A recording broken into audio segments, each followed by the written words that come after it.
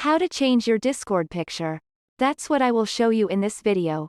But before we begin, make sure to subscribe to the channel and ring the bell to get notified whenever a new video is uploaded. With that said, let's get started. Open Discord and log in to your account.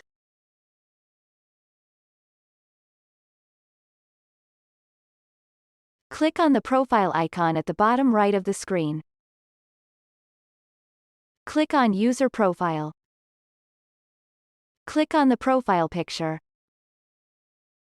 Click on Change Avatar.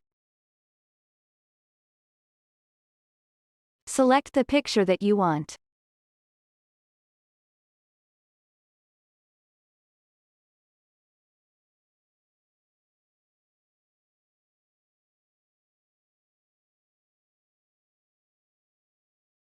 Adjust it as you want, then click Continue.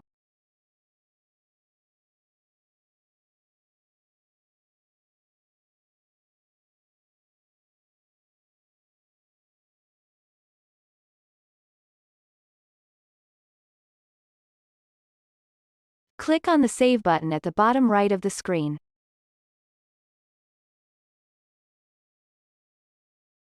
And that's it. That's how to change your Discord picture.